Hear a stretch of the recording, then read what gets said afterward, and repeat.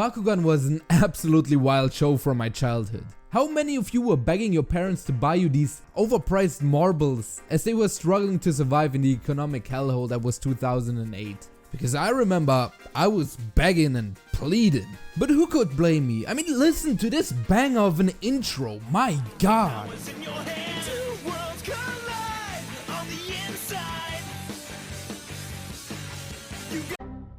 The Bakugan TV series spans 3 seasons and also 1 reboot, but honestly that just kinda looks goofy.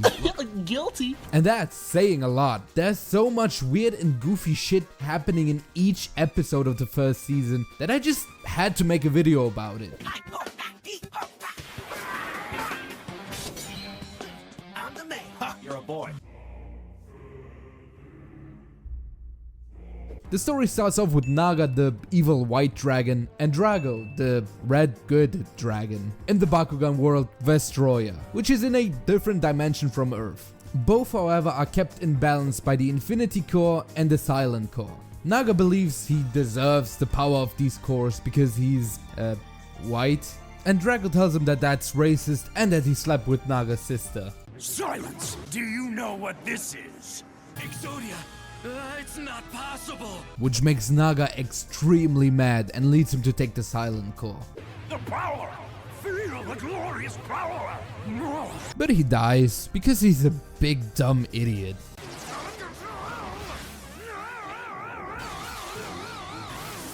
The world now lost its balance and Bakugan cards fell out of the sky.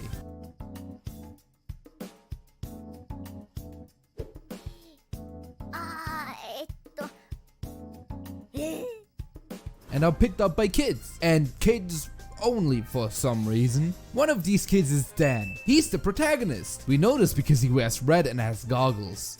Dan and his friends Marucho, Runo, Julie, Alice and Shun create a game called Bakugan. The rules are never established in the show, so you just kinda have to figure it out yourself or like look it up on the internet. But I'm too lazy to do that, so here's Ben Shot's official guidebook to Bakugan battles for dummies.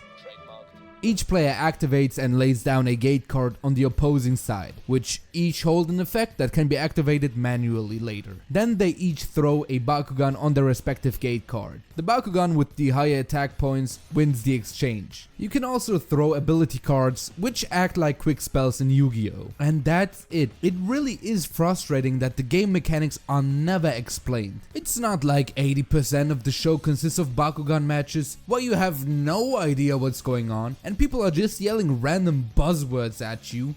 Gate card set! Gate card open up now! Gate card open! Ability card activate! Gate card open! Counter ability activate! Frame fire!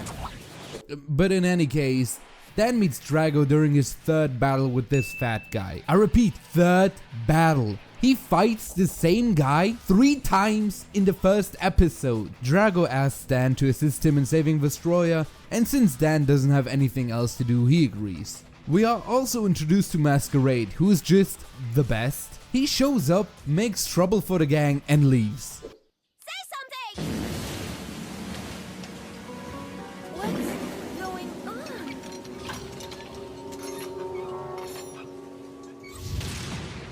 Where'd you come from?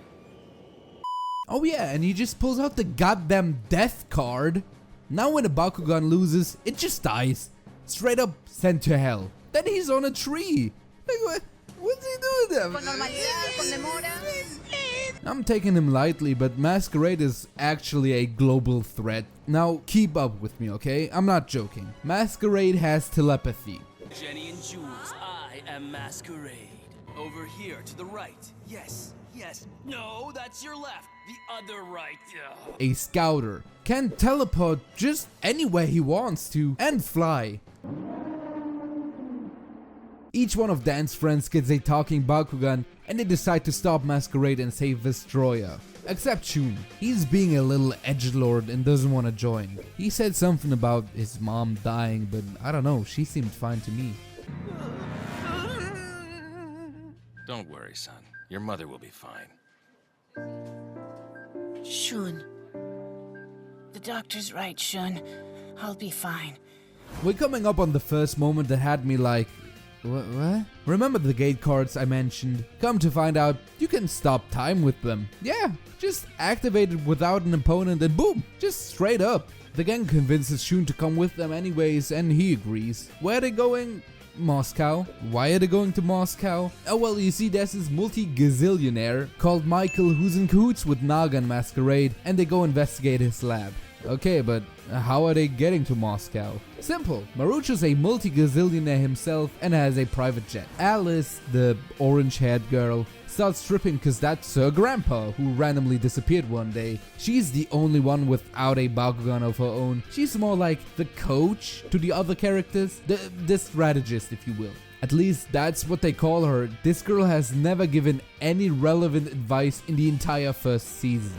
They get to Moscow and we get some insight into what happened to this Michael guy. He was developing a transportation device between dimensions, got sucked into the Bakugan world and was transformed into Hale G by the negative energy of the Silent Core. Now Hale G wants Naga to rule the world because why not? And oh look, it's Masquerade. If it seems like I'm going through it pretty fast, I'm not. Each episode the plot progresses pretty quickly. For example, they go to the Grand Canyon, see a vision of Destroyer, fight Android 13. Look at my trucker hat. Julie's Bakugan strikes a T-pose for no reason, and apparently there's a mole under them who's feeding Masquerade information. To investigate, they go to Germany of all places. Why Germany? Do they have toilet paper in Germany? Bro, what are you talking about, man? Marucho's Bakugan dies? What is his pace? Hold your horses. Alright, let's slow down again. The question becomes, are they gonna keep Marucho around now that he lost his Bakugan? Dan says they should ditch him. Some agree, some disagree. But they all remember it's his private jet they've been flying around in, so, you know, it's better to keep him around. Moving on, we get a 3v3 between the gang and Masquerade's top Bakugan players. And Drago evolves, which is pretty cool. And Marucho gets his Bakugan back, which is also pretty cool. They still haven't found the traitor, so if it's not one of them, it must be Webmaster Joe. America's dead. They go to confront him, and instead of saying, "No, I'm not the traitor," Joe is like, America is a nation that can be defined in a single word. I was gonna put him. He gets a heart attack midway through his sentence and is rushed to the hospital. No, I'm not joking, by the way. Joe reveals that he teamed up with Waver, Naga's sister. Remember the dumb white supremacist dragon? Silence. Yeah, it turns out Drago really did sleep with his sister. Is that you, Wavern? Nice to see you again, Drago-Rooney. Huh? Dragaroony? Who's Dragaroony? It's me. Yes, guilty as charged. Let's just say Drago and I have a history together. Isn't that right, Drago-Rooney?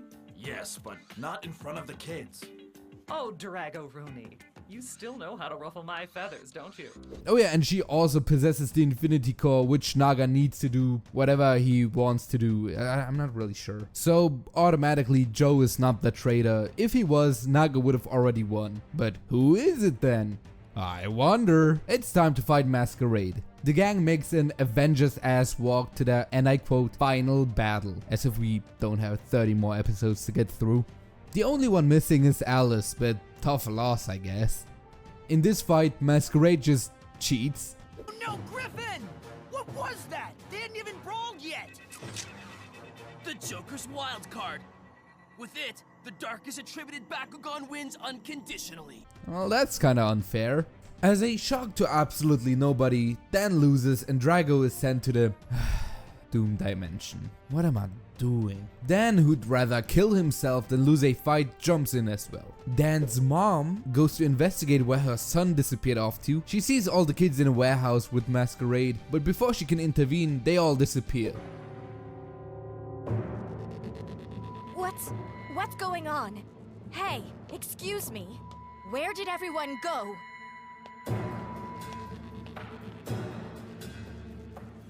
Doom Dimension. Turns out they all fought Masquerade and lost on purpose so they could help out Dan, who's in, well, hell. You know, this plan could have really backfired. What if the Doom Dimension was just instant death? Luckily for them it ain't, and there's even a way to get out.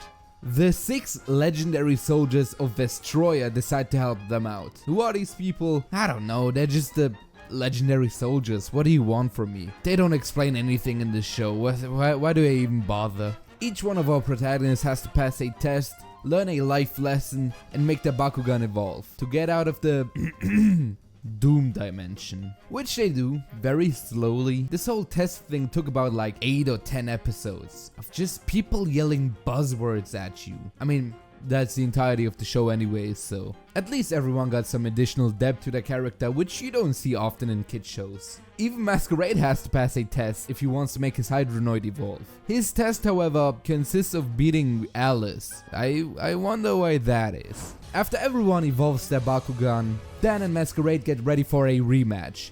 No tactics, no game plan, just straight gas.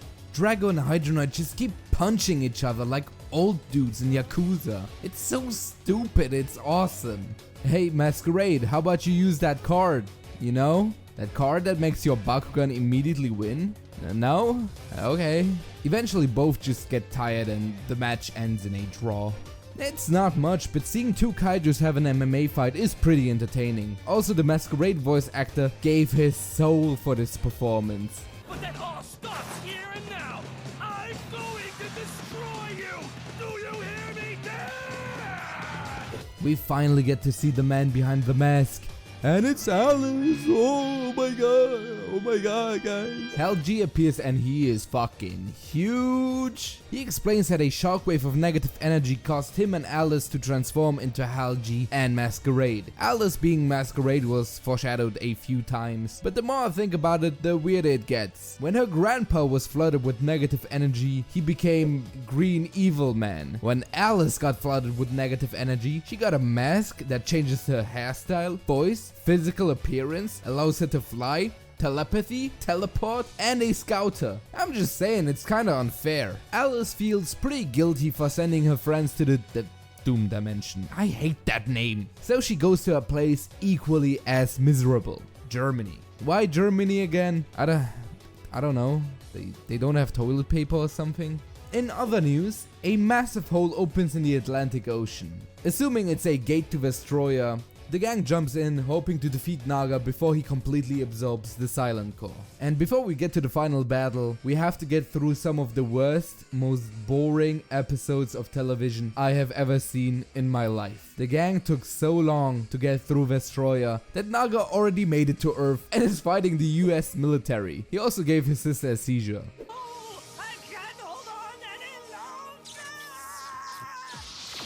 Not cool, man. You might think I'm skipping a lot since we're already at the final fight, but like everything before this is characters you don't care about fighting Bakugan that you don't care about in Bakugan fights that you don't really understand. So yeah, we get some back and forth between Naga and Waver. God, why is Naga so veiny? Ugh. Shit's actually upsetting to look at. He looks like Frieza's wiener. Waver loses the fight but gives Drago the Infinity Core, making him Infinity Drago. And with the power of friendship, they defeat this veiny son of a dragon and bring back balance to the universe. Now that the balance has been restored, the Bakugan return to their home world and we'll never see them again. Until the next season at least. So final thoughts, the first season did not have to be 56 episodes long. It really didn't have to. I watched everything in 2x speed, but these last episodes were just so bad. I said in the beginning the pace was insane, and it kind of felt like the writers realized that and thought to themselves, oh shit, we're already at the final Masquerade fight and it's only episode 26? Because after that, everything just kind of felt like filler. Even the final fight just fell flat. But that first 26 episode stretch was pretty entertaining. Especially Masquerade, who was just a delight. I hope you guys enjoyed this video. I'll see you in the next one, which will come out faster than this one. I promise, maybe, we'll see.